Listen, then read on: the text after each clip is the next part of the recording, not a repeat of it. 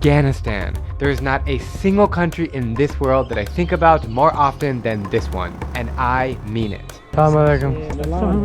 Look at the walls in my office. They're filled with memories from Afghanistan. The truth is that I fell madly in love with Afghan culture since my first steps on its soil back in 2018. And after multiple trips covering 7 unique provinces, I am so excited to share this country's beauty with you in this full-length documentary. Just arrived in Afghanistan. Over the next 90 minutes, you will see a compilation of Afghan's most beautiful sights, from the Blue Mosque of Mazar-i-Sharif to the traditional markets in Kandahar to the Jewish synagogues of Herat. We've just arrived in the old Jewish quarter here, and the synagogue is right in front of me. You will get a glimpse of the beautiful faces from the mountains of Panjir to the hashdan of Balkh to the bustling capital of Kabul. And of course, you will taste the incredible Central Asian cuisine, from the juicy kebabs to the dumplings and the fresh fruit juices. Oh man, that is good. I am here to share with you the best sides of Afghanistan that you've never heard about on the news and that you never knew existed. Same hair color. Same. As someone who has visited all 197 countries in the world, I can say that traveling in Afghanistan is the closest thing that you can find to time travel. With the exception of cars and a few smartphones, walking on the streets feels like you're transported to the 1800s. The way they wear their traditional outfits, or make ice cream in buckets in the markets, extremely refreshing, or sit on the floor and eat bolani and sip tea. Afghan culture is the most beautiful and peaceful in the world, and this might come as a surprise to you considering that the country has been at constant war for the last 45 years. And as you've heard, since August 2021, it's been run by the Taliban. But the stories in this video will not address politics, because the people of Afghanistan deserve to be recognized as citizens of the world, not victims of an unfair genocide. Assalamu alaikum. Assalamu alaikum. So I invite you to join me as I take you deep inside Afghanistan in this documentary and find out why it's one of my favorite countries in the world.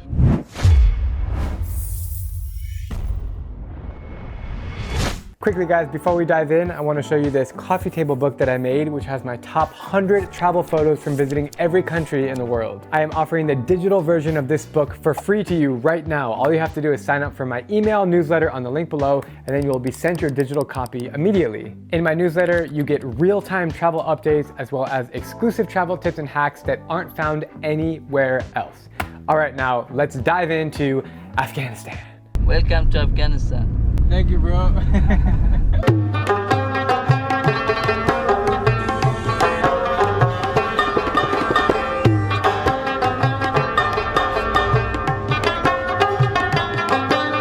How are you? I'm fine, thank you. Nice to meet you. Nice to meet you. If there's one takeaway I want you to have from this video, let it be that Kabul is a really cool city. From first impressions, you might feel quite nervous and intimidated by all the security and checkpoints, but then you'll realize that they are just here to keep us all safe. When you look underneath the giant weapons, you'll find a city that is full of life and full of beauty. Our first stop led us to a shrine on the outskirts of the city. We're going to the Blue Mosque of Kabul. It's a 17th century mosque built by the King of Afghanistan, Abdul Rahman Khan. But unfortunately, this mosque was severely destroyed and ruined during the civil wars of Afghanistan. This mountain that we have in front of us, this was the front line between two parties. It was during the 1992 till 1995. So we're just now pulling up to the Blue Mosque. It is stunning. It's just this little guy. It reminds me a lot of Central Asia, so Tajikistan, Uzbekistan, Kazakhstan, like the kind of architecture, the style of the mosque with the blue tiles and the different rectangles and stuff. And as Noor tells me, it's the same empire. Yeah, same empire in the 15th century. Yeah, so it makes perfect sense why it looks like those. After getting my fix of mind-blowing architecture, it was time to hit the bustling streets of Kabul, and oh my god, I just about forgot how bustling they are. Just riding around in the back of the car and gazing out the window is one of my very top recommendations for things to do in Kabul. It's almost as if the entire city is one giant marketplace, and it was time to wander around this never-ending bazaar. We are rolling up to some really busy markets here on the streets of Kabul. Like, look at this. We're here at the market. You can find vegetables, fruits, If you walk a little bit more, you can find like clothes and bicycles and everything. Bicycles. It's a supermarket here. Something I love about Kabul and Afghanistan in general is that the people wear, all of them wear these traditional clothes, like these solid colored clothes. You don't see any brands, no Nike, no nothing, no words on any shirts. They're just solid plain colors, sometimes stripes. It's just part of their tradition, and also it's very comfortable as well. It is really comfortable, like super comfortable, and I prefer to wear this. This white stuff in the tub is yogurt. Look at that. There's a lot of yogurt. All the products are quite fresh here, so people would like to come here for a cheaper and more fresh grocery. Exactly. On that same note, like all the fruit here in Afghanistan is really good and really fresh.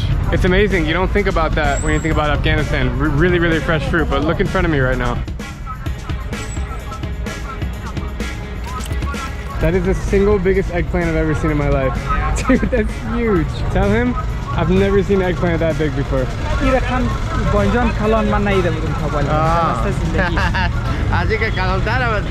have bigger than that.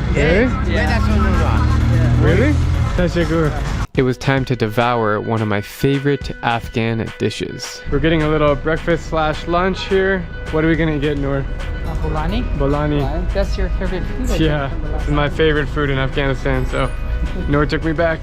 Bolani is a kind of stuffed flatbread, and it's a very popular street food all across Afghanistan. It has an extra thin crust that is filled with fresh ingredients like potatoes, lentils, or leeks, and then fried until it's dripping in juices. It's really a must try in Afghanistan. Wow, that's a lot. You have to help me out on that. This is the mixed vegetables. Wow. And this is a... It's called dul. Yeah. It's a kind of yogurt drink. In Turkey they call this ayran.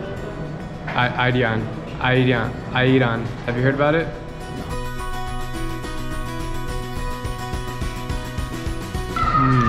That's delicious. Yeah. It's like crunchy on the outside, like a pastry, but inside you have these really fresh vegetables. That bolani was exactly what I needed before we continued exploring. I think I've already showed you how crazy the streets of Kabul are, and so I was looking for a little more chill alternative. Noor told me about a beautiful lake in the city, so off we went. So we found a very, very chill spot on a beautiful lake. And lots of people come here on Fridays. Well, Friday is the weekend in Afghanistan, so lots of people come here on Fridays to have a chill time. Right. They ride some boat, they smoke some shisha here. It's really nice. I think we should have a chai. Yeah, we are going to have a chai. Great. This is a very different place than the hustle and bustle of the markets that we were just at. I mean, look in front of me right now. It's just a beautiful, beautiful lake. As we sat down for the moment, I had to ask Noor some questions about the current situation in Afghanistan. Let's say like average 33 million population is living in this country, and all of them are having a normal life. They have kids, they have family, they're working in the bazaars, they work during the day, they farm, you know, they have cows, they have marriage parties, they have children going to school. Right. So I myself, I normally have a slogan, and I say that whatever you hear in the media, that's not everything about Afghanistan. Well, that's something, that's a small part of Afghanistan, but there are lots of other stuff going on around Afghanistan. But nobody wants to talk about that, unfortunately. That's what I'm here to talk about. Well, thank you so much for that, Drew. Well, of course, man. That's why I come here.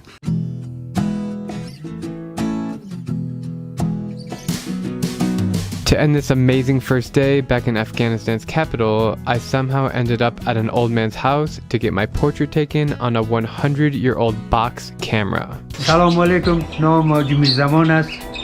از این کامرا 65 سال میشه که ما کار میکنم.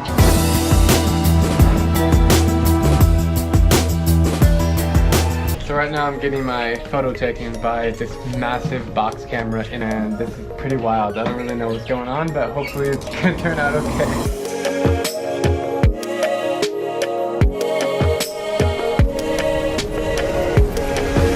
I was truly amazed at the manual process that Haji uses to take my photo in black and white. Can you just quickly finish explaining how it works? So I really have no idea. There is a paper box here, Paper? There's a paper box here. This isn't supposed to be open, otherwise the paper will They get ruined. photos, they photos. They photos. And there's this one is the iPod, this is the fixer. They solution is the iPod. Fixer those solution they say.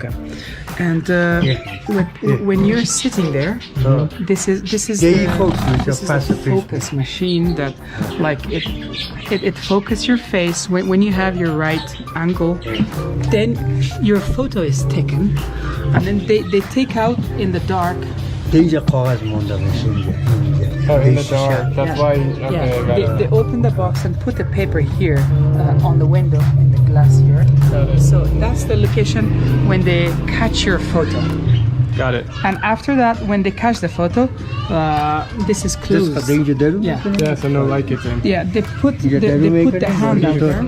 از اونجا کاغذ میگیریم And you pick the paper from there. بازدازی میگیریم بعد اینجا اینجا نصبش So میکنیم no light can get in. Yeah. Got it.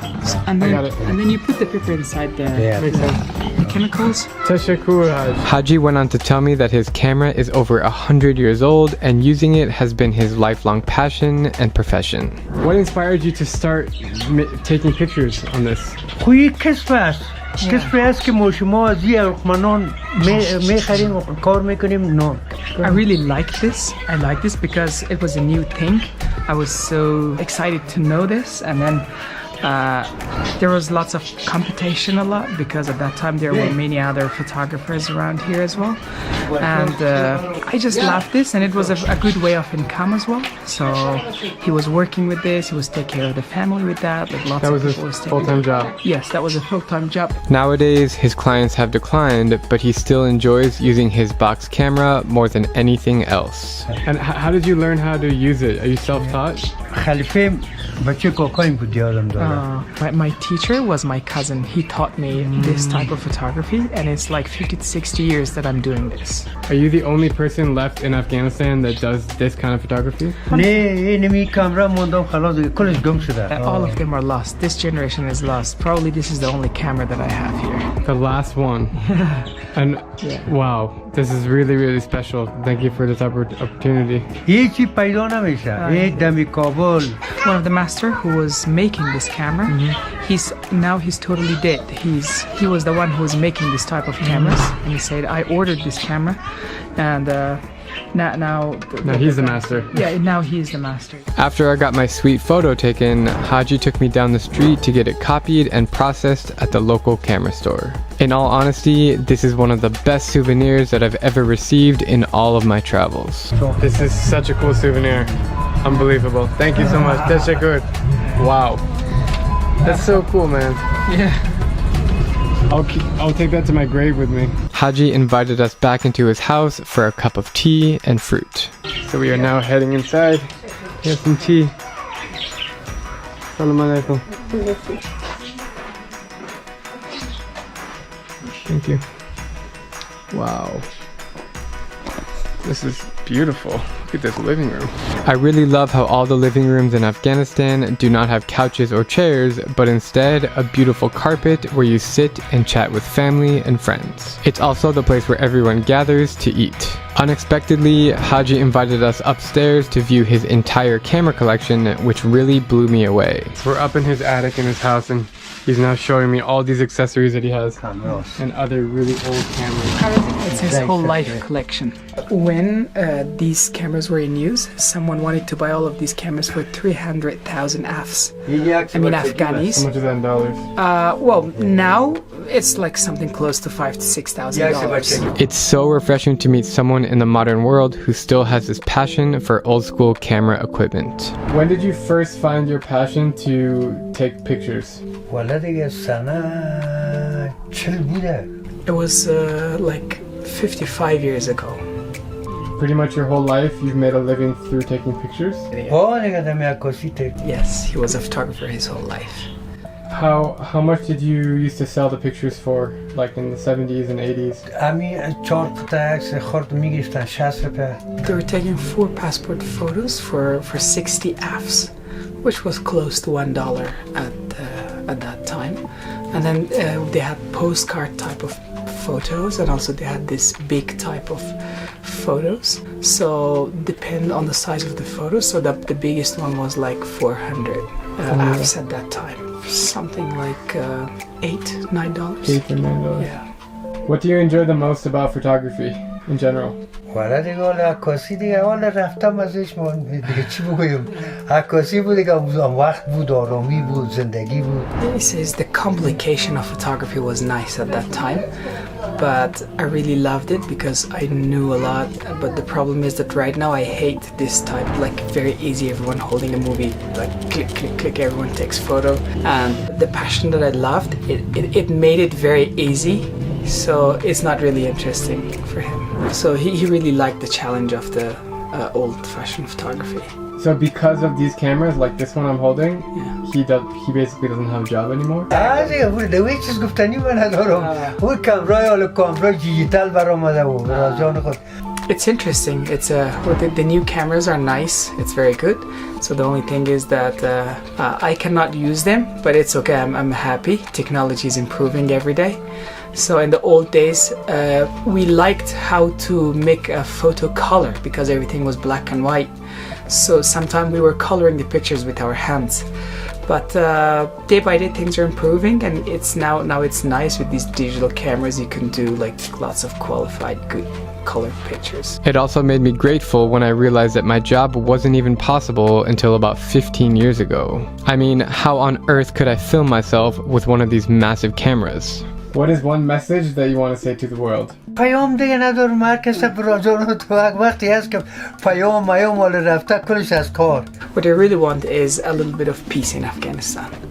That's the main thing that we want. We just want security and peace. We just want to live our life and nobody at least bother us.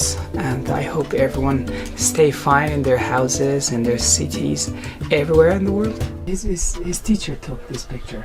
That's the king of Afghanistan, Yeah. the former king. It's a very famous picture actually. I saw this picture everywhere. And this is the original one? This is the original one, yeah. You've seen that picture everywhere? Yeah, I've seen that picture a lot, like everywhere where there's a picture of the This is the original one. Yes, and Yom he's having Zohar the film. Khan است. This is also the other Yom Zohar film. Khan. What does that mean for you? Is that cool to see that? It's very nice actually, but I didn't know he had the picture of the king with him.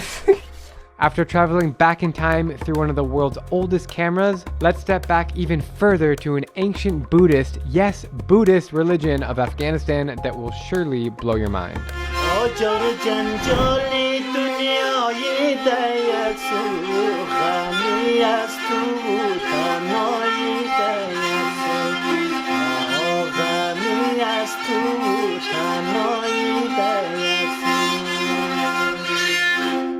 Thank you.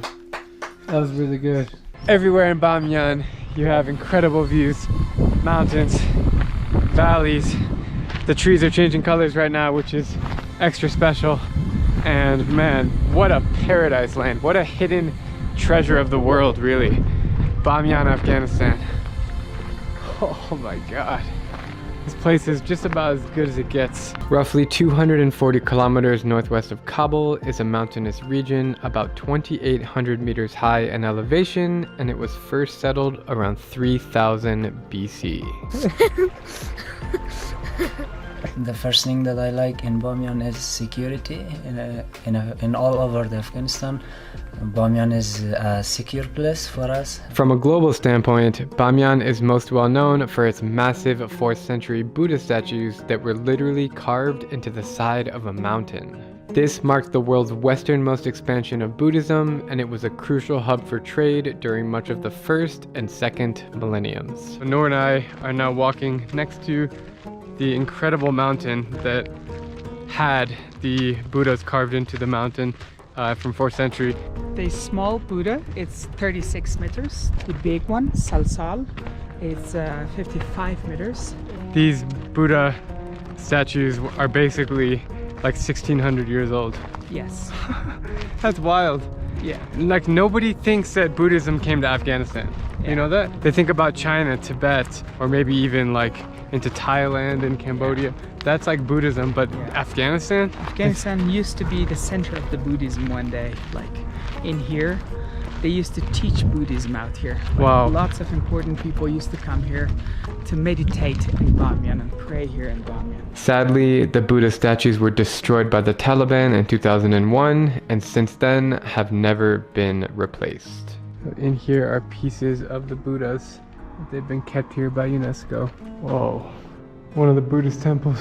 It looks and feels like a stupa, like you'd see in other Buddhist parts of the world. Stairs are steep, really steep. Wow. Wow. Cool. So this is Bamiyan. Yeah, we're like almost at the top of the Buddha here. Can you imagine, Drew, one day all of this area, the ceiling, the sides, all of this area was nicely painted in blue and different other colors, with Buddha meditating and of this their followers coming and praying with him. Even during the recent years before the explosion, the pictures were here, and as soon as the explosion happened, all of those plasters and pictures fall down there and smashed out. So we're standing up here, kind of in the opening way of the second largest Buddha. There's a picture of the original Buddha, and that's where he stood, right here. We're now standing above the head of where the Buddha used to stand. And guys, let me tell you something. We are high up here. Like, how did they build this that long ago?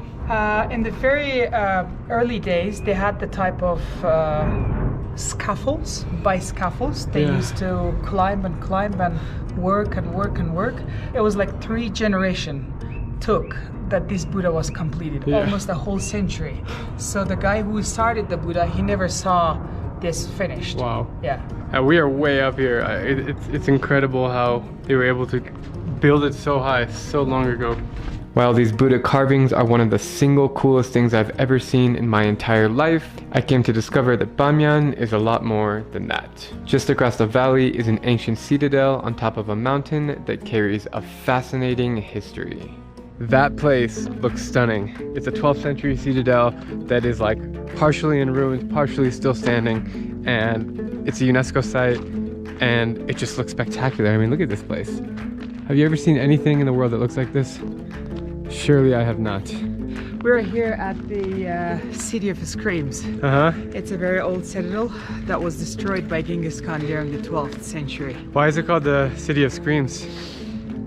During the 12th century, when Genghis Khan attacked this area, he faced to a very strong people who fought against the Genghis Khan severely. And during this clash, his grandson was injured by a spear, and then he was died. And then the Genghis Khan went crazy and said, okay, like, smash this walls, smash this city, whatever you found, kill them.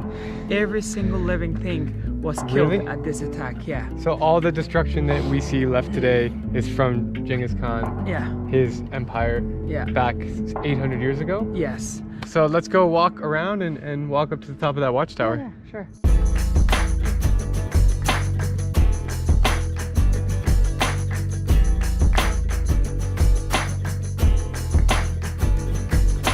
Pretty cool to walk around here.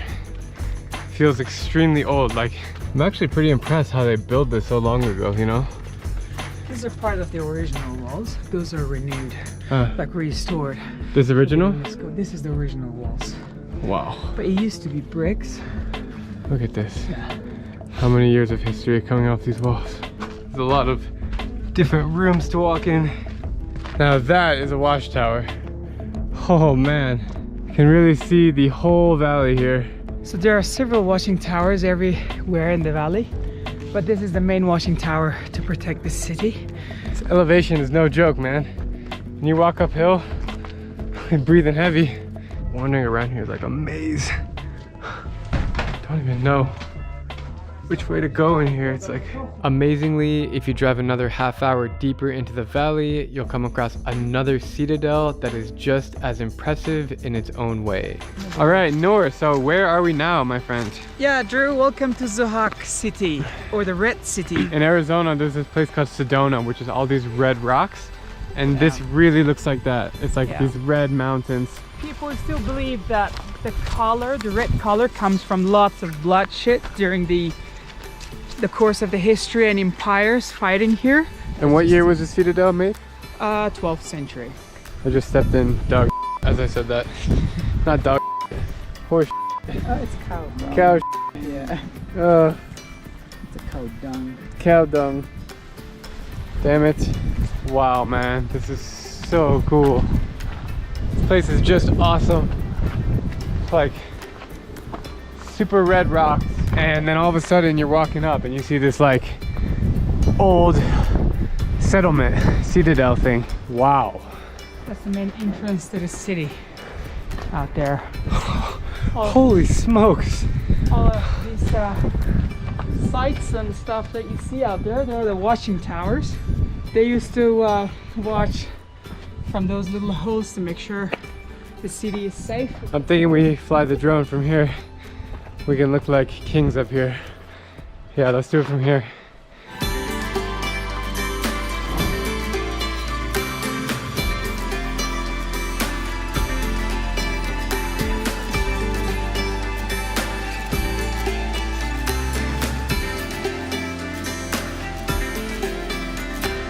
All of these historical sites are just incredible, but what really captured my heart was the people and culture of Bamiyan. The main town of 100,000 residents is filled with colorful markets, a variety of street food, and a different face smiling at you from every direction.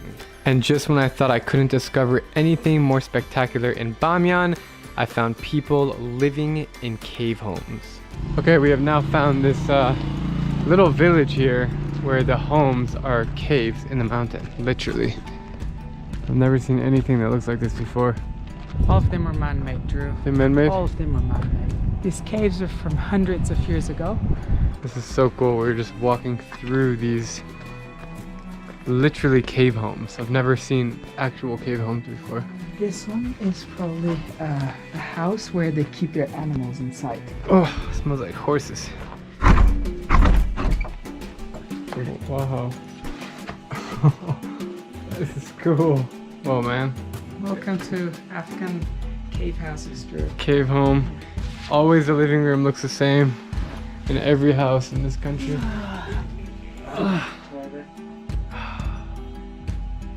That's the cutest thing I've ever seen. Tashakkur.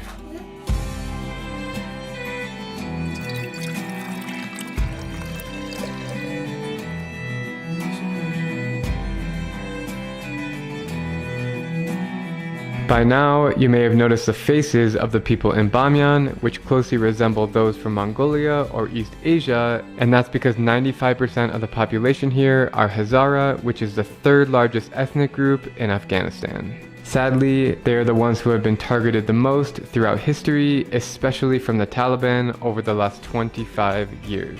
We, the Hazara people, have suffered a lot during the course of the history in this country. Especially, like, we had a king during the 17th century who didn't really like Hazaras, and he executed like 62% of Hazara people in the central Afghanistan. And then things became much better for Hazara people until we had this Taliban popped out in 1994 and 1995. I remember the governor of Taliban shout out loud behind the mic when they captured Mazar-i-Sharif.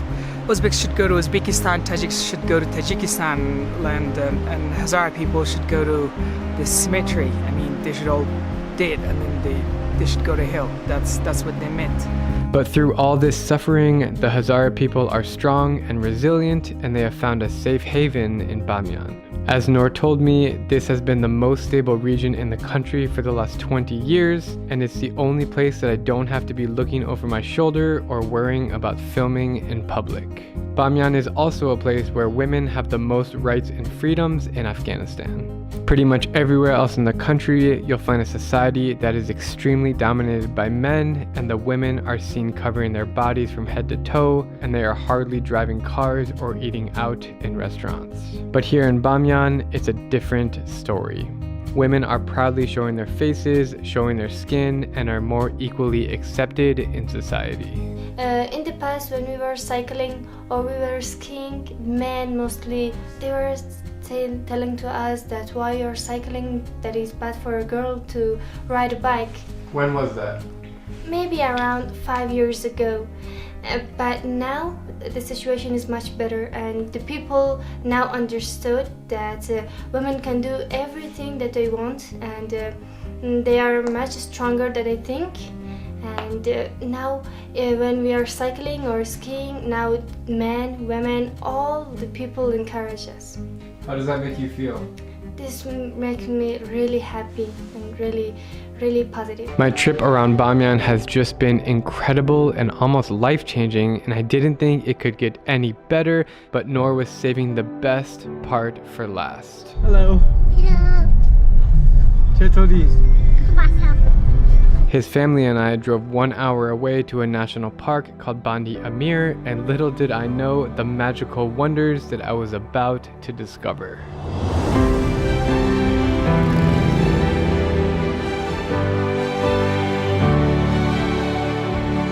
Holy crap, do you guys see how blue that lake is? Well, this has to be one of the most beautiful places in Afghanistan. It is, and lots of people from around Afghanistan, thousands of people weekly come here to see Bandi Amir. So in this part of the world, the donkey is used to transport goods really often, and they're really convenient. And as you can see in front of me, we got donkeys who are carrying heavy loads of something. Salam. Hello. Hello, how How are are you? you? I'm fine, thank you. Oh, What about you? I'm fine, thank you. Oh, You speak English? So you got 1 lake, 2 lakes, 3 lakes, 4 lakes. All 4 lakes are visible from up here. Amazing, Noor. This is really a cool spot. Thank you so much for coming here, Drew. Of course, man. So proud of that. I really got no words to describe this place. I mean, first of all, we're the only ones here. Like, the only ones here. We got all of this nature to ourselves. Second of all, it reminds me of Arizona. I have this weird attachment to this place because it reminds me of home. And I don't know, guys, just the pureness and the remoteness up here. Who knew this would be Afghanistan? This is like a peace haven. This is like as safe could get up here. And I'm just really enjoying the time here. I'm also out of breath walking. As I told you, we're 3,000 meters, 10,000 feet high in elevation. So it is not that easy to walk uphill up here. But man, this place is amazing. Now that we've had our fill of nature and history, it's time to head into the city to see what kinds of souvenirs and delicious food we can get our hands on.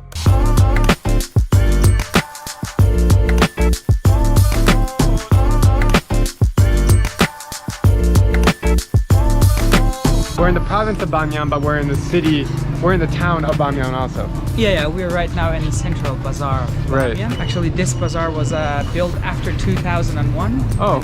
Yeah, when the Taliban were out from here, because the old bazaar of Bamiyan was totally ruined and destroyed. You saw the walls out there close by to the Buddhas. So this is like a 20-year-old bazaar, and there are any type of things here, lots of people. It's full of life, and I can see all these little street food vendors setting up on the side of the road. Yeah. And right now it's about 4 o'clock and it starts to get really busy. Sure. With people eating.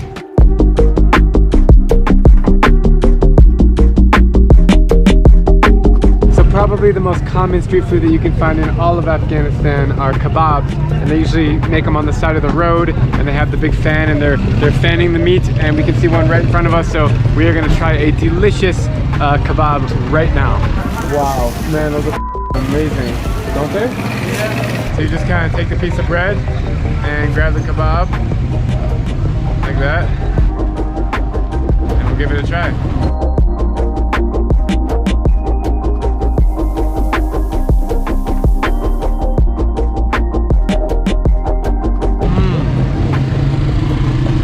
One of the better ones I've had.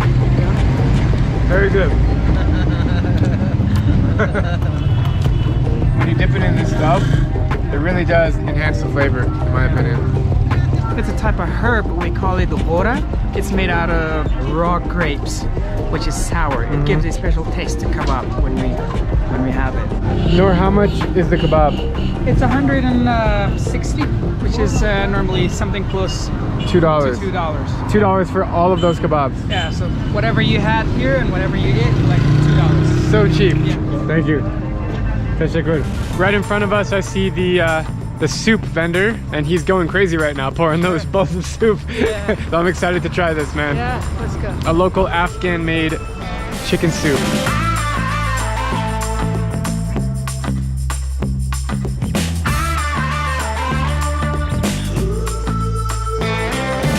This man has just made it right here on the side of the street. They add some chili, some chickpea inside. Wow, that is a huge bowl, man. Yeah. Ask him how many bowls of soup he sells in one day.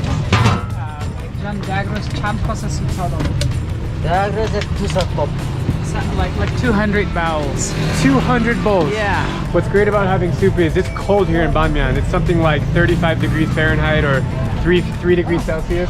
And so having a hot bowl of soup is really necessary. Yeah. And especially like during the evenings, now the sun is gone. Yeah. As soon as the shade comes, it's super, super cold. So everyone is still warmed up.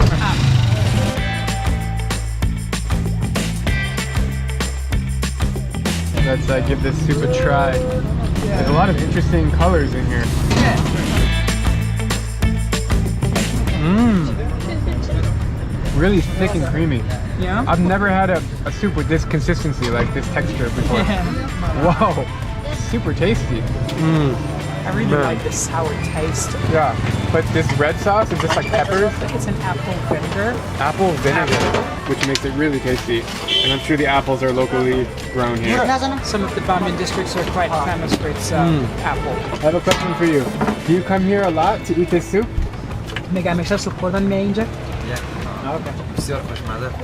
He says he makes the soup very well. That's why I come here all the time. Do you know how much it costs? Each soup was 20 apps. 20 apps? Yeah. So like 30 cents? 30 cents, yeah, something close to 30 Wow. cents. Teşekkür. Bye bye. It's 20 apps because we added an extra egg, boiled egg in that. So how much is it if we did Originally it's like 10 apps. 10 apps for that soup? Unbelievable. I'm still hungry. I got a little bit of room left. What are we gonna eat now? Maybe you try bolani. Bolani. You like some bolani? Let's try some bolani, man. Bolani is the whole Afghanistan people's favorite food. And do you know that bolani is announced as the tastiest bread in the world as well? I absolutely believe that. Speaking of bread, look what we just found. Wow. Assalamu alaikum. Wow. So we are on a mission now to find the best bolani in Bamiyan. Assalamu alaikum. Where can we find the best bolani? Thank you. Okay, we got a recommendation from a local. What did he tell you? I said like walk the block down there. There is a very good bolani shop. Okay. We're gonna take his word for it.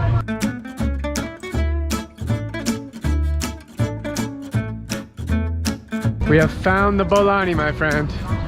Right in front of us. Lovely man cooking a bolani.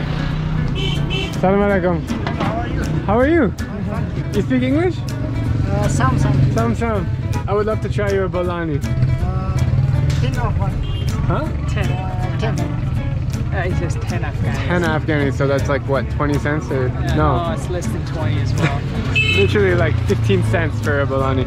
Well, can you tell me what is bolani? What's it made out of? It's made out of dough, as you see. Like they make the dough like as flat as possible, like a piece of paper.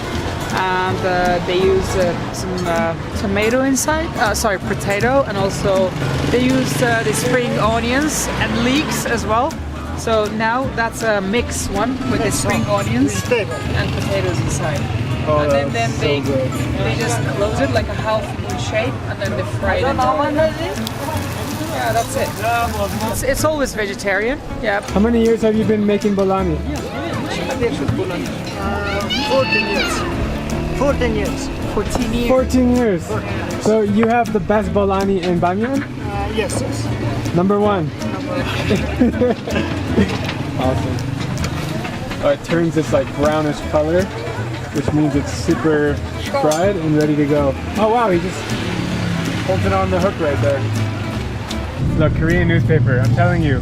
There's so much Korean everywhere. There's like Korean cars, Korean Did you know this is Korean? Yes. I used to live there, so it's so funny to see so much Korean. It's quite a fresh one. Yeah. It's mixed with a potato and this cream. Chutney. That's the sauce. Sauce, yes. Thank you. Mashallah. So how do you use your hands? Yeah, normally people just use the hand, so make sure your hand is clean. Yeah, they're clean enough. Yeah. Clean enough.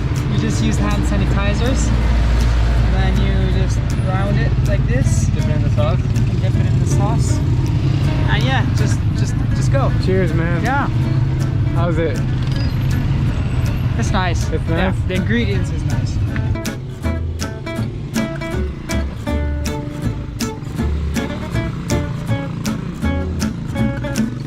Really good, man. Yeah. The best way I can describe it is like a potato pancake with that spicy sauce. Thank you, very good. Oh, he says, be my guest. Oh no, we gotta pay him. I'm trying to offer him money, and he says, no, it's okay. You can be my guest. Oh, we gotta pay him, man. Yeah. Teşekkür. Okay, Noor, so we've eaten all this amazing food and I'm really thirsty. Shall we try some juice or something? We should try some fruit juice. So something I love about Afghanistan is that there's so much fresh fruit. Yeah, lots of fresh fruits and lots of fresh smoothies out there. They just make it right in front of your eyes, that's it. Everything is extremely fresh, extremely good. We already saw the pomegranates in Kandahar. Yeah. And I know that there's apples and bananas and oranges and Lots of apples. all kinds of fruits. So what kind of fruit juice do you think you want to get right now? I would love an apple one because it's very fresh from Bamiyan itself. Okay, if that's the case, I also want to get an apple juice. So let's find a spot.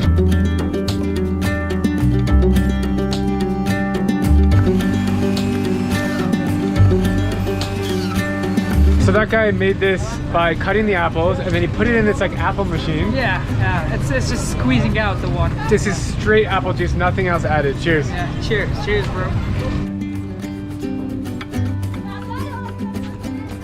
Holy crap, man. You feel the apple in that? It's as if you're eating an apple. It literally tastes as if you're eating an apple. Damn, that was good. All right. Man, that was a great food tour. Thank you so much for trying, Drew. We had chicken soup, we had kebabs, we had bolani, and fruit juice. Fruit juice, yeah. And my stomach is so satisfied. I want the world to know that the food in Afghanistan is actually delicious. And it seems like this is only in Bamiyan. This is only in Bamiyan, Drew. If you go to Kabul or Kandahar or Herat, you'll see different types of other street foods as well. When you're on the road, there's no time for food comas because now we're headed to Herat, one of Afghanistan's largest cities, to see how Persian culture influences this northwestern region.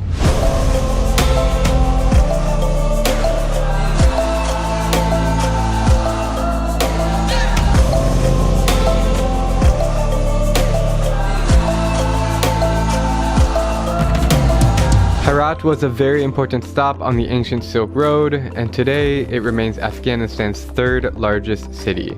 It's located just 100 kilometers or a 90-minute drive away from the border of Iran. In fact, I've noticed so many cultural things here that overlap with Persian culture, and it makes me so happy because Iran is one of my favorite countries on earth. The architecture here reminds me of Iran. It's got a lot of Persian influence, like the building behind me at the market. It's very, very cool. Everywhere in Iran, when they have tea, they put this kind of rock candy inside of the teacup.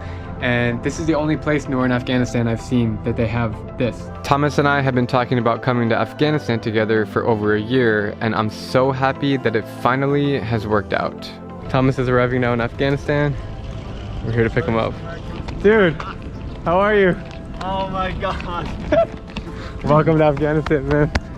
What are we doing right Welcome to now? Afghanistan, My god, man. look at your outfit. You made it. Thomas is really a great dude, and I very much look up to him and his content, so it's a special experience to be telling stories together. We are going right now to Herat. So excited, man. It's your first time, right? First time in Herat, yeah, super pumped. If there's one thing I know, it's gonna be an amazing and crazy day packed with activities and adrenaline. The question is, are you guys ready?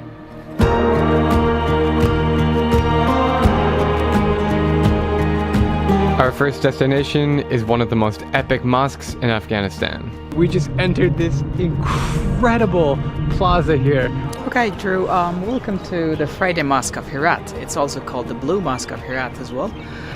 This mosque was built during the 13th century by the Timurids. They call it the Friday Mosque because lots of people come here on Fridays to do the Friday prayer. So Friday prayer is a very important prayer for Muslims, and they all gather at the yard here. Like probably more than 1,000 people is coming here on Friday. This mosque reminds me a lot of the one in Samarkand, Uzbekistan. You have the same kind of archways, the same kind of tiles, the same kind of design, and these huge plazas. Is just so incredible. Like I'm out of words right now. Like it's just so cool to be the only ones here. And tucked away behind the mosque is the original tile factory, which has been using the exact same process to hand make these tiles for over 700 years. We couldn't help but take a peek inside. So right now we are in the tile factory that's literally behind the Friday Mosque here. These guys are like literally like on their hands and knees banging and making these tiles like as perfect as they can, and it's been passed down generation after generation, and they still use the same ways that they've done it hundreds and hundreds of years ago. Mr. Umid is the head of this tile factory. And everything's handmade? How much is from soil to actual tile, it's made out of hands. The tile making process goes like this. First, the soil is gathered from nearby areas and it looks like mud. That process is really interesting. Then it's brought here in bulk and carefully crafted into square shapes where it is left to dry. Can you ask him how many tiles he can make from all that mud? Like around 500. After that, each tile is covered in an outer shell that consists of broken glass, which gives it its shiny texture. Next, it's thrown into the oven to be cooked at 50%, and then each tile is colored and then given a detailed design before being assembled next to each other like a puzzle. They're sketching and everything is done, and this is how they bring the puzzle together here.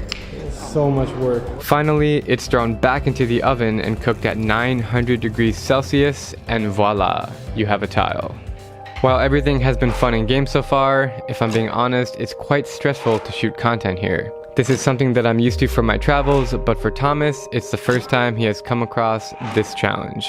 Yo, put the camera down. It's a little nerve-wracking with the cameras. Yeah. I'm like, this is the first time I ever traveled to a country where you can like legitimately not film Like the in guy like most places. We've already been yelled at multiple times since we landed, and we just landed. So it's definitely sinking in the reality of like, wow, this is going to be a very different story. Like a part of the story is figuring out like, how do we even film here? As I'm saying this, I'm looking at two giant trucks with big military guys with a huge gun pointed at the street, and they just drove by. But this is all part of the deal when traveling in Afghanistan. The way I look at it is high risk to shoot, but higher reward to tell these stories. It's like a game, dude. Like knowing where to shoot and stuff. Like keeping it down, putting it up. It's a fun game though. We made our way onwards across town to the former home of Alexander the Great. Yes, you heard me correctly. This is so awesome. Because today is a holiday, the entire citadel is closed, but Noor was able to pull some strings and get us secret access. And guess what? We had the entire place to ourselves. Like nobody's here right now. Literally. Oh. What a privilege to be here right now. Dude, so cool. Oh, we get the views of the city now. We don't need a drone when you can elevate yourself. Alexander the Great's castle. Why do you need a drone if you can do that? I'm so thankful to be here right now in this moment. You can see the whole city of Herat behind me up here. This is a very special place, and I'm just so happy to be here. Drew, Tomas, you're right now at the castle of Ikhtiaruddin. They believe, according to the excavation they did here in this citadel, they found the stumps and lots of remainings from the time of Alexander the Great, which is like back to 330 BC. So everything we're seeing now is not original. It's all been rebuilt over time. You can see like parts of the walls are original, but parts of the walls are renewed. For example, gray spots are new, and the like much like tan spots are old. That's 18, so These paintings are probably like 500 to 600 years old. That's wild. The color is still here. Right now I'm getting lost in Alexander the Great's former home. There's so many levels to this place. Dude, it's like amazing here. So this area, you will see some dark rooms. So they used to be the prisons where people like doing some crazy stuff. When speaking with the police officer on duty, we came to find out that the citadel is somewhat haunted. He says like lots of bloodshed here, like during the course of the history, even during the Taliban. Now, sometimes we are scared even here, like during the nights here, and some of our guards and some of our caretakers, they cannot stay inside the castle, so we moved everything outside of the castle now, and now we are just, during the nights, we take care of the castle from outside. On one recent incident, he claims to have encountered a ghost. There somebody was calling my name, and I was trying to see and find where the voice is coming from, and I couldn't find it. And he says, like, in one location, it's a very dark room, and it says, once I felt the sound is coming from that room, and then when I saw there was nothing, and I was really scared, and he said I came back to our base here.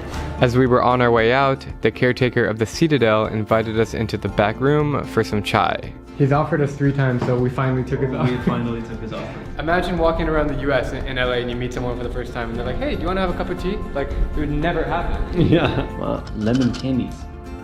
Is it sweet? Great way to break up the day, have a nice cup of chai. A little too hot to drink, but delicious. You just burned it burned your whole tongue. Burned my mouth. He told us that he was open to being interviewed about some of the dark days that he has seen. And what he told us was shocking. I'm really curious to know what his experience was like when the Taliban took over Herat.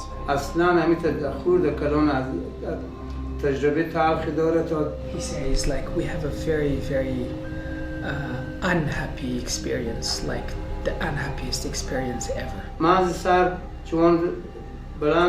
he says, first of all, it was war and bloodshed everywhere. I'm talking from 1995 to 2001. He says, like, taking a shower, having a hammam is something necessary. Anyone need to do that. But women were not allowed to go to a public hammam. The women were not allowed to go to school. And if you were caught like stealing, they were making your face like black and take you in the middle of the town, like walking. They were whipping you. And then after that, they were chopping the hand. Literally chop off the hand in public. Exactly. I myself, I saw hands hanged on the tree in a square in Mazar-i-Sharif. He says this black spot that you see here, this is from the Taliban time when they shoot an RPG at the people here. Killed like 6-7 people, and then the house was on fire because there was carpets and stuff. And this is the smoke is from that day. Whoa. As we hit the busy streets yet again, my brain was trying to process everything that the old man just told us. I feel so bad for these innocent locals here who have to live through this horrific Taliban regime. It's just terrible. Our next stop was a place that I was looking forward to visit for years, the old Jewish neighborhood and synagogue of Herat.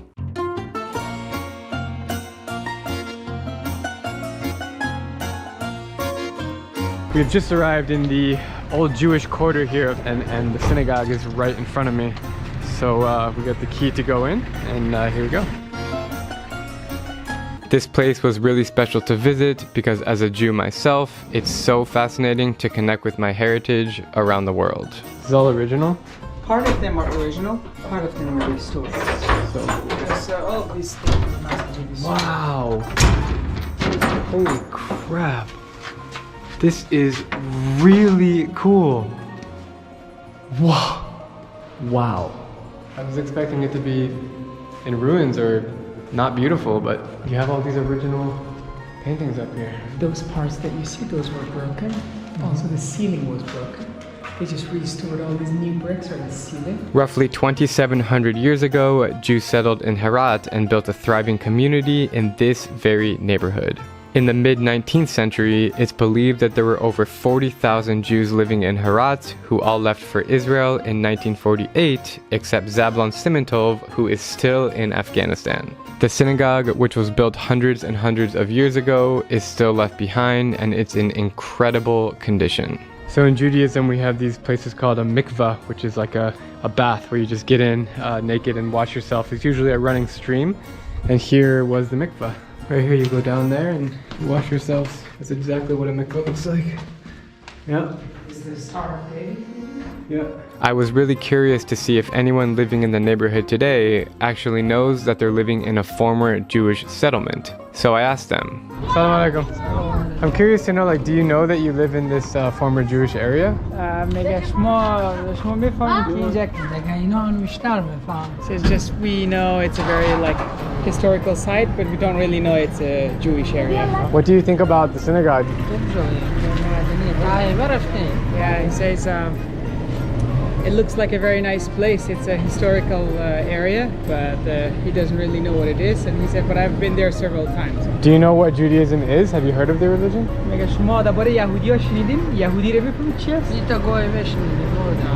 Yeah, we have just heard some time about them. Do you ever feel worried being Jewish? Not really. Nobody knows I'm Jewish. I don't tell people I'm Jewish or wear an Israeli flag around my neck or anything, so I've never had a problem. In fact, it's the opposite. When I tell people in Muslim countries, they're curious and they're like, oh, I want to know more about Judaism, and it's never, I've never had any hatred or something like that. So right now we're driving through one of the main squares in Herat, and there's so much activity around us, like markets everywhere. Like my eyes are glued out this window right now, and there's so many things to see. There is so much traffic in Herat 24/7. It's honestly insane, but it makes for great views out the window. You ran over the bike.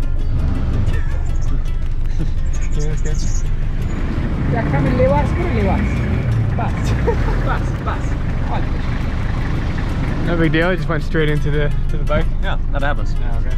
Sometimes you just gotta run over a bike. Even when we're stuck in traffic, people will come up to our window and just smile. It's impossible for me to tell any story in Afghanistan without mentioning the hospitality. Countless times every day, we get stopped randomly on the street with people who just want to say hi, have a conversation, and invite us into their home for tea. We don't even know him, he's just a random guy. Yeah. Why would he invite us into his house? I told him that we are so sorry that we have a flight at 11 o'clock tomorrow. And then he said that at least I want to take you to the airport myself. I've said it before and I'll say it again. The people of this country are one of the top reasons why Afghanistan is one of my favorites in the world. Our next stop was one of the holiest sites in all of Afghanistan, and that's saying something because this country is full of sacred places. Welcome to the shrine of Khaja Abdullah Ansar, an elderly mullah, a Sufi, a philosopher, and a poet of Herat during the 10th century. And people used to come to him for their problems, and he prayed for them and helped people relief with their pains and mental problems and everything. So even today, when you go inside there, you'll see lots of followers coming, especially today is Friday in the afternoon. Lots of people would come here. Every of his followers, when they were dying, they wanted to be buried close to Pir Herat. The shrine was totally full, and then they started burying their bodies here, and then on the other side. We're not supposed to be filming, but they said we can use our phone or GoPro, it's fine. This place feels different, doesn't it, than the other places we went? Mm-hmm. It's very quiet. Yeah, it's very cool. Yeah. So that's the actual tomb out there. These tiles are one of those very difficult artworks. Probably one of these tiles takes like a whole week to be finished. Like each of them is a secret part of tile. Each of them. Wow. We saw how they make it, so it's just so incredible in here. Just feels this is the first place we've been where it almost feels disrespectful to speak. It's so quiet here. Probably only this gravestone probably took like 5 years to be completed. Definitely felt like the holiest site we've seen so far. Yeah. You could just feel it in the energy of the place and the people there. Like it was the only place so far that felt hesitant to film and even speak at all. And finally, to cap off an amazing day in Herat, Thomas and I decided to head back to the Friday Mosque for sunset. In the park on our way in, we stumbled across a cricket match. Nice! What a shot! Many people don't realize that cricket is the national sport of Afghanistan and is played all over the country.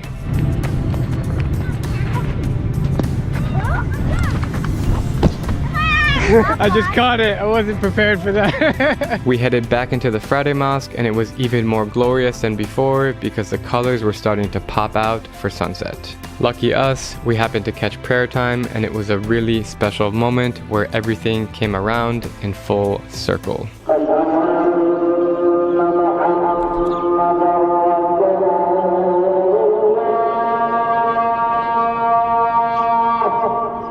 Back to my Jewish heritage and feeling inspired by what I just saw in Herat, I set out on a mission to find out what Judaism looks like in Afghanistan today. The answer is this guy. This is Zablon Simentov. I am only one Jewish Afghanistan, Kabul. Very good. Very good.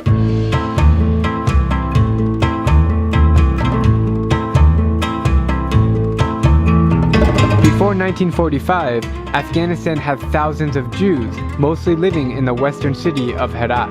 But they all left for Israel, Europe, and the US because of war, except for Zablon, who still remains. Yes, this man is the last Afghan Jew living in Afghanistan, a country of 36 million people. Just wait until you hear the rest of his story. As a Jew myself, I am proud of my religion. It's something that always stays with me when I travel, and even though I'm not religious, I like to connect with Jewish communities around the world. So yesterday, when I found out about Zablon, I booked a last-minute flight to Kabul, and the search was on to find him. After asking around a few times, this is it? Oh, they say it's upstairs. Oh, alright, I guess we found it. Sure enough, I tracked him down on the 3rd floor of this old apartment complex. Salam alaikum. How are you? Come in. You from? I'm from the US. New US, but I'm Jewish. You Jewish? Yes. Nice to meet you. یا ماشی شیوه کلوش مارس بخور سوام و خلیم یه ماشی ملاتوش آسا و ایشون یه ماشی میکن ملاتوش آسا. So how do you practice your Judaism as the only Jew in Afghanistan? آن تنهاییت اون کلندر بچه که باید آمریکا رای کرده اصاف اسرائیل جنتیلی کلندر. He says, I have a Jewish calendar. My cousin brought this from Israel, and I have a lot of other books. I do take care of the days and everything and the timings, and I do write prayer all the time just from this calendar. Born in 1959, Zablon and his family come from Herat. He was a successful businessman for decades, making a fortune trading carpets, and traveled all over the world for business. Israel, America, Washington, France, Englistan, Moscow, and no problem. He came back to Kabul in the early 90s and woke up one morning to realize that all his carpets were robbed at customs by the Mujahideen when they overthrew the government. Everybody took it and escaped, and like it was robbed and stolen and theft. Soon after, the Taliban took control of Kabul and they threw Zablon into jail, beating him up and destroying most of his possessions, including his beloved Torah. Taliban? They broke it? Really? When? Yes. The Taliban destroyed all of this stuff? Yeah. Oh my god, that's horrible. They tried to force him to convert to Islam, but he wouldn't give in. So he says, you know, in general, he says the Taliban was creating a problem for Jews. They just wanted their Islam and they didn't even want Shias. And he's asking me that you don't know this and you ask me. Does the Taliban know about him being here now? Yes, they know. Is he scared? He says, I'm not afraid. For 4 months I was in their prison and he says I don't care. So within a few years, he went from a rich businessman to being broke and under control of the Taliban. Meanwhile, his wife and 2 daughters left for Israel. Zablon was eventually freed, and he has made his home here in Kabul to be the sole caretaker of this synagogue. Okay, so we're now entering the synagogue. Oh, it's amazing. It's the only synagogue in Afghanistan. Wow. The Jewish Star. And it's super cool. Like, one of the most special experiences I've ever had on all my travels is right now.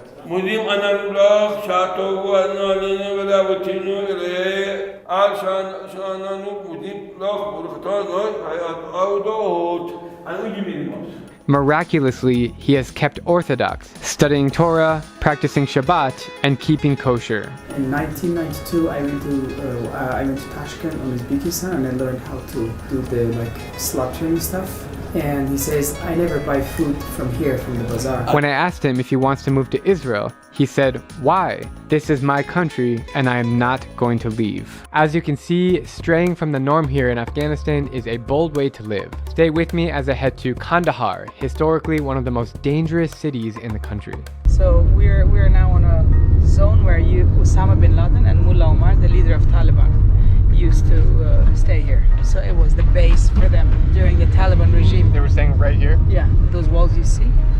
Like inside those compounds. It's crazy. He was like right there. Yeah, he used to control the 95% of Afghanistan from here. This is called the Srajama, or the Red Mosque. This is a place where the leader of Taliban, he used to come here often and pray at this area. Makes me feel a little bit uncomfortable, but still cool to see all these sights.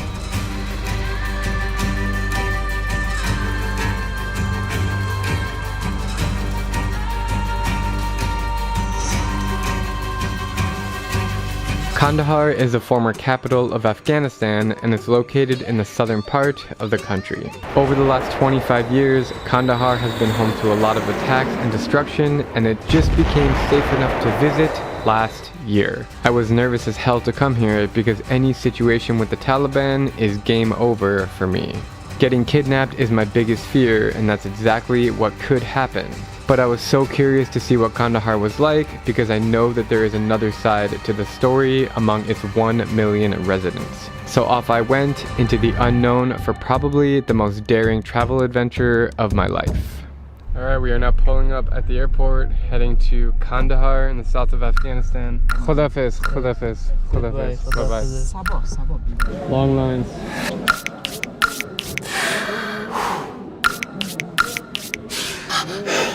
Alright, let's go to Kandahar.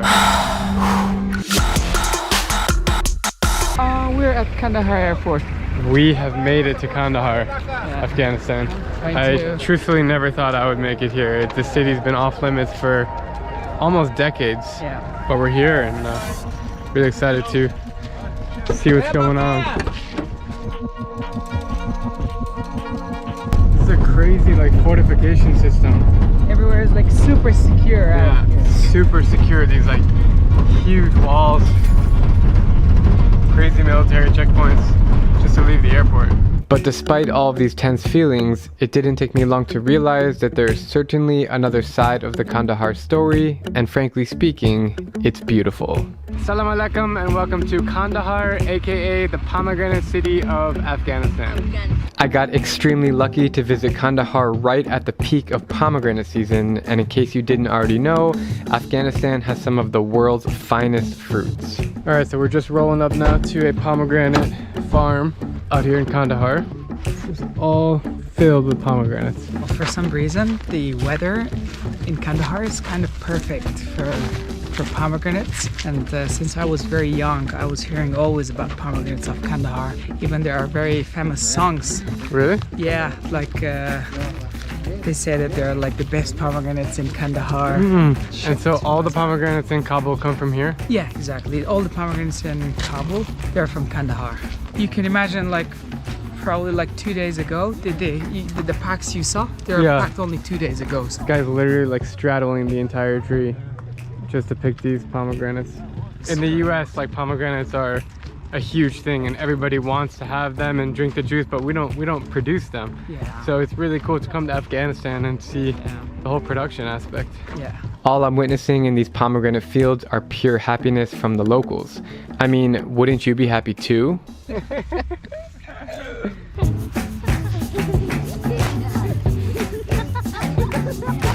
He just ate that entire pomegranate in like 20 seconds. Ask him how many pomegranates he eats in one day. 10 to 20 pomegranates in one day. In one day. Yeah. Let's give it to you. Teshakur. Look at this fresh pomegranate. Like, looks so good. So these kids just hang out in the pomegranate fields and they just eat pomegranates all day. Literally, they have pomegranate stains all over their mouths and they're so cute. They're following us around now. What's your name? My name is Drew. What's your name? My name is Bilal Ahmad. Bilal Ahmad. Whoa, yes. Nice to meet you. Nice to meet you. Nice to meet you. Nice to meet you. You like Afghanistan? Yes. How about you? Yes. People in Kandahar automatically, they just like pomegranates and they just cultivate pomegranates everywhere. Yes.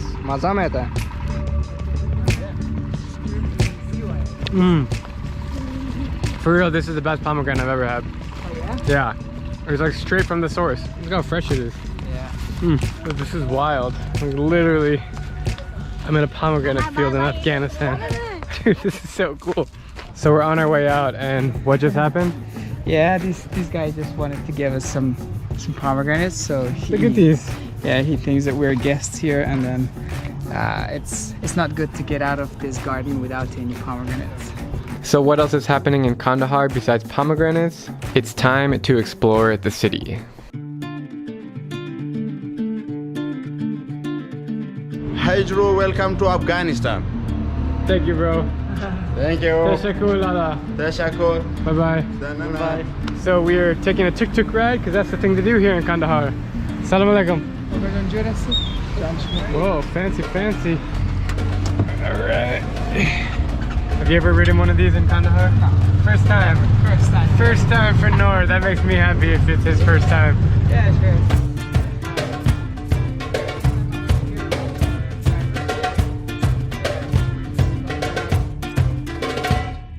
It's always great to get in some kind of public transportation when you arrive somewhere, just to kind of scope out the city. And Noor, do you think there's any other tourists here? I'm sure there's no Like one. 100% sure. Yes. Yeah, probably there are some NGO workers, but they're not tourists. It's really special to be here, to see a city that the world really doesn't know about. Yeah. Our first stop, the market. We're now walking through the many bazaars here.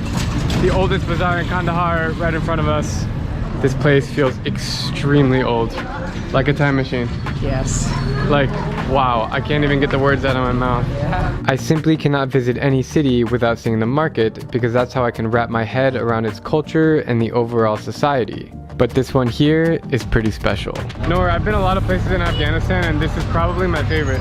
Oh yeah? Yeah, I just think the life here in this market is insane. I'm happy to hear that. It's just so cool, like everything's made of mud bricks. Yeah. And you feel like it's so old, but nothing in here has become modernized. Nothing. Yeah, It's like, super authentic, and look at these shops. That's one of the best things about Kandahar, actually. It's so cool, man. And the women have different color chadri. Usually it's always blue, but here it's all different colors. I've learned to let you cross first because I almost got hit by a car earlier today. Sometimes the best thing you can do in a busy market is just get lost on purpose, because after all, the best experiences in life come from being spontaneous. Whoa, look at this place. Where are we right now? It's cool. Yeah, we're in the very backgrounds of Kandahar. So we went in some like some back alley here near the main market. So we're up here on the top level of the market and you can see it's made of like truly these mud bricks. Like literally the definition of a mud brick is this. You have bricks and it's made from mud and it's super old.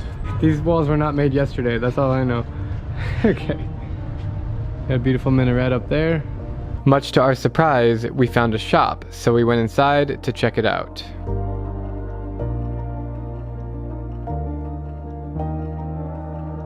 We made it up to the second level here, and we found this tailor shop, and this really friendly man who's got really cool posters on the wall gave us some tea, and is totally letting us stay up here and get some shots of the city.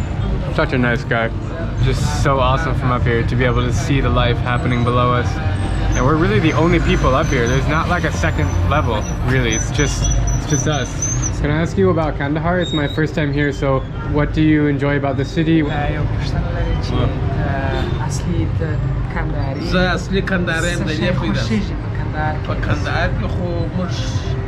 says Kandahar is nice. I was born here in Kandahar and raised here, and I never went anywhere. I like the city, he says. Like my kids went to school, I saw them grew here, and now they're having families. We're having a big family in Kandahar. Yeah, the only thing is that this security a little bit bothering us. We're happy with our life and belongings and everything in Kandahar. The only thing is that sometimes this security type of issues bothers all the people, including me. What do you mean the security is wrong? What's wrong with the city?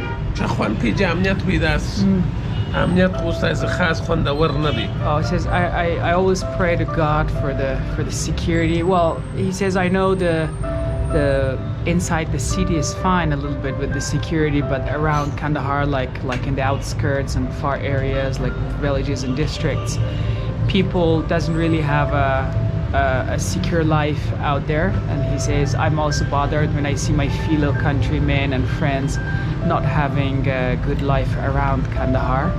So he says I hope one day the security comes, and that's the only thing we're missing. Well, it's a pleasure to be here. Thank you for having me, and thank you for letting us in your shop. Says you're very welcome here. It's also a pleasure to me, and you just came into my little shop here. It's just a pleasure, and I pray to God to welcome any other type of people like you, and it would be a pleasure to always welcome people like you. Bye bye. What an experience that was. Wow, we stayed up here for a good half hour getting all these shots, and the guy was super friendly to let us stay. No, I think we hit the jackpot on that one. Yeah.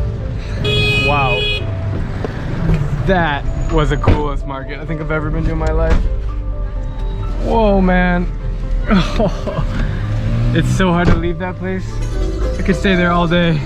Like, Kabul's different. It's just different. Like, there's more people on their phones. It's more modernized. Yeah. There's you know, the shops are more modern in Kabul. Yeah. You know, here is like, if you remove the cars from the streets, you've entered the year 1835. Yeah. Right? Exactly. It was time to visit the many famous shrines around town, because Noor tells me that they're all amazing. We're here at the tomb of the shrine of Mirwais Hotak, the emperor of the Hotak dynasty during 17th century in Kandahar. He was against the Safavids of Iran, who was ruling over these areas, and then he fought against them, and he brought the freedom for this area and for Kandahar at that time. And when was this shrine made? The shrine was made at the mid-17th century. And everything I'm looking at is original? Everything is original. These shrines are one of the shrines that survived during the wars, and nobody has touched these areas. From the outside it was a little bit ruined, but from the inside everything's okay. This place is so beautiful. It's not that often where I've seen these, like, this kind of architecture, this kind of paintings, these different colors, all in one spot. And I can't believe that these are like 400 years old. It's really, really beautiful to walk in here. As we were making our way onwards to the next shrine, we found out some bad news. Noor accidentally left his phone in the tuk-tuk that we were in, and I'm really hoping we're gonna get it back, because this guy needs his phone. His whole business is run on his phone, and how can I text you without your phone, man? It's just my fault. I just forgot it in the tuk-tuk. I really hope we're gonna get it back. Our driver's been on the phone all day trying to call people and show the picture of our tuk-tuk driver, so hopefully we can get it back. We will see. In any regard, we made our way to the next landmark, and all our problems were gone. So beautiful, this marble. Incredible. Hello. Bye-bye. Kurmal. Salam alaikum. Salam alaikum. Malik salam. This building right behind me is the shrine of Baba Wali. Baba Wali is one of those holy men from the 15th centuries who used to live in Kandahar. and all the people believed in him as a holy man, and they come to him for their problem to get solved. And even now he has lots of followers who's coming normally here on Friday. I don't know what's going on. Very interesting encounter.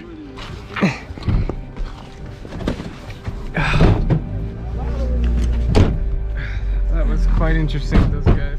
Our next destination completely overwhelmed me in the best way possible. Wait until you hear about this 2,300-year-old settlement. So Noor, there's these massive buildings behind us that look really old. Where are we right now? We're at the citadel of Kandahar. It's a very old one from the time of Alexander the Great. Really? Yeah, it's called, in Pashto they call it the Zur Shah. It means the big city. So it's a citadel. It's a citadel. Do you have any idea what year it was kind of made? Alexander the Great came to this area during the 330 BC. Probably it's from that time. It was nice before, but due to years of war and no protection and like natural problems like rains and snow, this happened to the walls. And they're digging underground to discover more of it. Yeah, nowadays the excavation is going on. They're probably looking for something to find out. The excavation is going on by the Department of Information and Culture. Wow, this place definitely feels really, really old. Man. You know, these like stone walls are part of the actual walls. Look at this. Look at these walls. This is some really cool stuff. Ancient citadel of Kandahar, Afghanistan. Hiking up to the top now of the Kandahar citadel. And holy shit, this place is cool. So we made it to the top of the Kandahar citadel. And it is just beautiful. You get the views over these little communities. Everything is the same shade of brown. Welcome to the old city of Kandahar, Drew. Thanks, man. Look at this. That looks like an old city. There's still people living in it. But the houses just look extremely old. There's one thing I feel right now. It is just ancient, historic. This place is just surreal to be up here right now. On our way back to the city, we came across something unexpected that was quite nerve-wracking to explore. Just out the window, we see these like little nomadic homes. They're really like tents. And Noor is telling me that these are nomads, nomadic people who, depending on the season, they move around. And we're trying to get permission to see if we can... Yeah, I think he said yes. He was waving at us to get permission to speak with them. Do you feel comfortable to go in there? I don't know. Kind of. Do you? It's okay, Drew. We can go. Where's the driver gonna go? He'll come with us. I don't think he can. We'll stop the car here and then... I don't think he's allowed to park here. We're like on the middle of a highway right now. It's okay, he can. This is Afghanistan? Yeah, sure, he can. Whatever you say, Noor.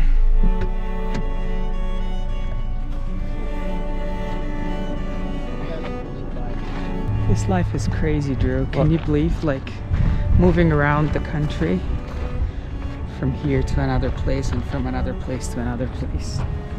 That's crazy. Nomadic life, man. Assalamu alaikum. This is pretty crazy. Look at their houses here. Check this out. This is the house.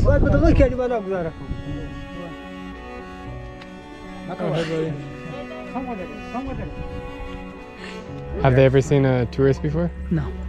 Have they ever seen like anyone else come here? No, never. Never? That's quite interesting, man. First ever visitors. They were actually like kind of friendly. Yeah, they were good. The only thing is... They were just suspicious, like why are you here? Yeah, why are you here? Usually because these people are very poor here. And when like some strangers like us, when they come here, they expect like maybe they think it's government people or they're here to help us, something like that. But I was like honestly trying to explain to them that we are not any organization, we are not from the government, right. We're just here.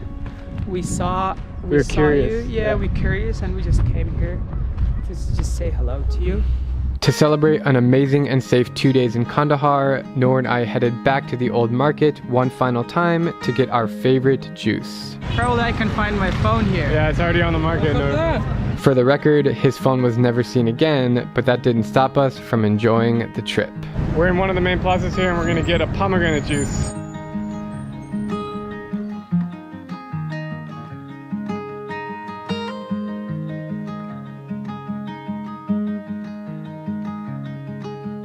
That big block of ice that they use to chunk it up.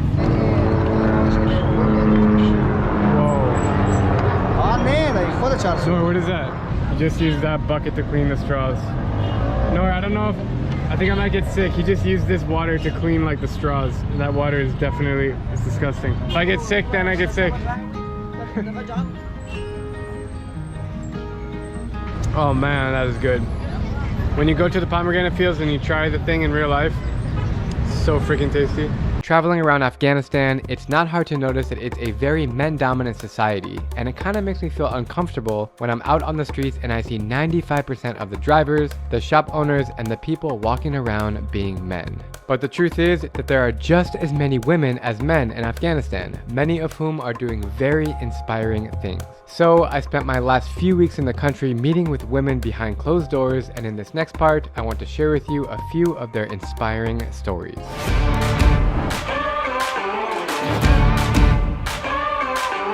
What's your name and where are you from? I am Rehana Mohammadi and I am from Afghanistan. What do you do? What are your hobbies? I do cycling, skiing, snowboarding, running, and some else. I am riding bike about 4 to 5 years, and I've got many awards. About 1 or 1.5 months ago in Bamiyan there was a cycling race between all the women of Afghanistan. So I could got the fourth position, and now I am a member of national cycling team of Afghanistan. Talk about the women in society in Bamiyan. The women are much better because the situation is much better than the past. Telling to us that why you're cycling, that is bad for a girl to ride a bike or to ski or to go out of the home and to work. But now the situation is much better, and the people now understood that women can do everything that they want, and they are much stronger than I think. And now when we are cycling or skiing, now men, women, all the people encourage us. Do you hope that the situation around Afghanistan is better for women? I hope, and I pray for all those women and all those girls who are living in Kandahar, Nangarhar, and those provinces that Taliban are there, and they cannot get out of home, and they cannot do sports. I really pray for them to be free. In Kandahar and those places, women are not allowed to go out, but if they go out, they have to cover the face. But I cannot cover my face.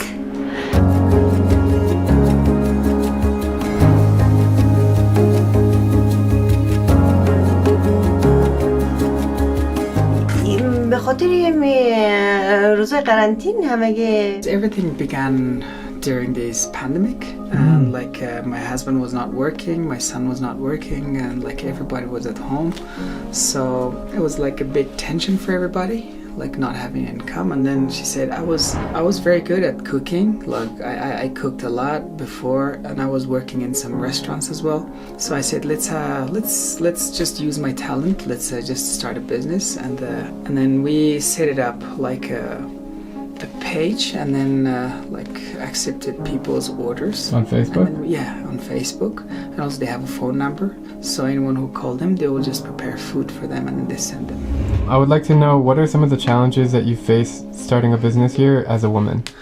مشکل فقط امی آدرس هسته که یگان وقت آدرس اشتباهی مونه. They don't have like the type of social challenges. The only challenge is between them and their customers. It's like sometimes they're not paying on time.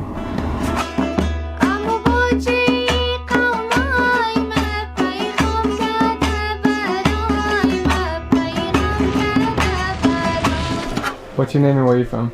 به نام خدا فرشته فراخی هستم از She's Firishta Faruqi from the center of Bamiyan province, and she's here to learn music. How old are you and are you studying or? من 19 ساله هستم درسم میخونم صنف 11 مکتب هستم. She's 11th grade in school and she's 19 years. So beside this music, she plays football as well. Tell me your story of how you learned and how you became interested. خب من از وقت که خود بودم زیاد به موسیقی علاقه داشتم. So she says, when I was like so young, I had a special interest in the field of music, and I just loved music. So I tried to follow and I tried to continue learning, and especially when this group was organized here like 2 years ago in Bamiyan. The name of the group is Salsal, and they just started learning the basic of the music here, and also during their school holidays, like during the education holidays, especially during the winter when it's too cold here, she goes to Kabul and learned music out there. Do you hope to be a role model for other women to follow their dreams or to do with it, like follow their passion or? She says exactly. That's what I want. So obviously Afghanistan is a very men-dominant society. How do you feel about that, and do you hope for change for women to have a more important role in the society? So yeah, this is true that Afghanistan is a man-dominated country, but it doesn't mean that we're like powerless. We have talents. We're trying to show that what we can do and what we're capable of. We try our best. We will never stop doing this. Hi, I'm Fahima and I'm the first female musical dancer in Afghanistan.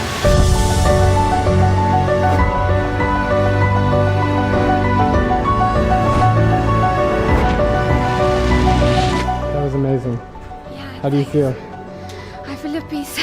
How did you get inspired, or how did you start learning how to dance? Because in the first when I saw the dervishes, she saw these Sufis sitting around, working around, reading, like working on mystical dances together. She was so inspired by them, and she wanted to learn that. What do you think your role is as a female? Are you trying to inspire other women?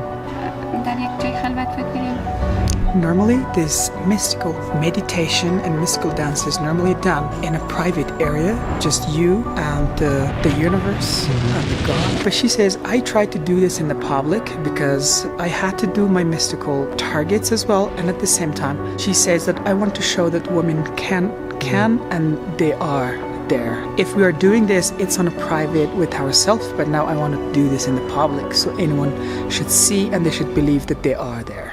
Have you gotten a lot of hate or backfire or people saying you can't be doing this or any sort of that thing happening to you?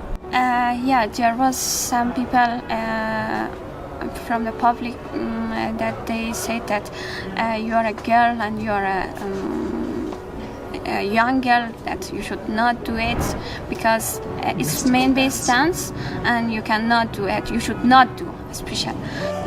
I can say to them that I'm a human and I don't care that what they think, and I do anything that I love. If you could say one message to the world, anything, what would you say to them?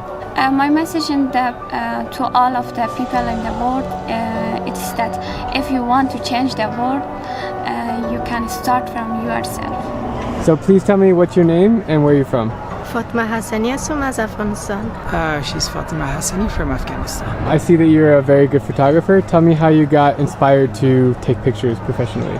تشکر از لطف شما و من از سابق یعنی خیلی که خود بودم به عکاسی علاقه‌مند بودم و It was a passion for her since childhood, and she really liked to take photos. As soon as she was able to do it, she started, and she had the specific education for that, and now she loves to take photos of the beautiful places of Afghanistan. What are your goals in the next 5 years? Where do you see yourself? توسط عکاسی می‌خوایم تا 5 سال دیگه هیچ So she wants to be the highest peak of what she can do to show the nice aspects of Afghanistan. دیگر مردم از افغانستان از خانم‌های افغانستان این برداشت دارن که در افغانستان So through my lens I want to show that women are capable of doing lots of things like being active as a civil society activist, like business and every other aspects of life, and especially myself I picked photography to show the activities of women from around Afghanistan. Especially you saw my friend Fahima doing the mystical dancing. Now I've just started with her. So is there anything else you want to say about women in Afghanistan? خانم‌ها در افغانستان خیلی خانم‌های فعال، قدرتمند و توانمند هستند ولی بنابر مشکلاتی که دارن، محدودیت‌هایی که دارن و She just wants to say that the women in Afghanistan are very powerful, they are very talented, they can do lots of things, but there are some problems, mainly insecurity, mainly there are other like aspects of life that they push her to stay more at home, mainly like religious problems, traditional problems, cultural problems and stuff like that. But if you concentrate on the power of women in Afghanistan and the amount of the promotion that they had during the last 20 years, it was great and amazing, and they're doing better and better. How does it make you feel about Afghanistan being such a men-dominant society? خب طبعا حسی که من دارم میبینم استعدادهای خانم‌های افغانستان بنابر محدودیت‌های سنتی و سیاسی و This is actually sad. It is a big problem, but it doesn't mean that we should stay quiet. It doesn't mean that we shouldn't begin from somewhere. We need to start from ourselves. We need to bring changes to ourselves, and then you suddenly see the magic happens, and then everything will be fine and okay. What's your name and where are you from? My name is Masima. I'm from Mazar-i-Sharif. So what is your job? I'm a finance manager for a company. Do you think women in Afghanistan are having more freedom or less freedom? The situation is different. For example, in Mazar-i-Sharif, Kabul, Herat, Bamiyan is good for women. They can do everything. They can study, they can work, they can go out from their house. But from the faraway province, they can't study, they can't work, they can't go out from their house and do something. Okay, so talk about the women's role in their families around Afghanistan. It depends on their family. 60 to 70% of them, they have to stay home, they have to cook, wash, take care of their kids, but 25 or 30% of them, they can go out, they can work, they can do something like me. Like you? Yeah. Is there anything else you want the world to know about women in Afghanistan?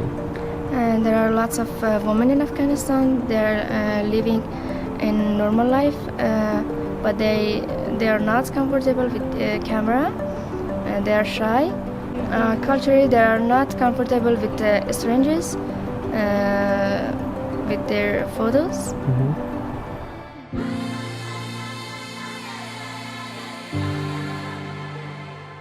So, after watching this full documentary of Afghanistan, are you now inspired to visit? I can't tell you enough that this is one of my favorite countries in the world, and not a day goes by where I don't think about my time in Afghanistan. The people are among the most friendly and hospitable in the world, and they deserve better. They deserve recognition as people, as humans, and we can only hope that the situation with the Taliban gets better soon.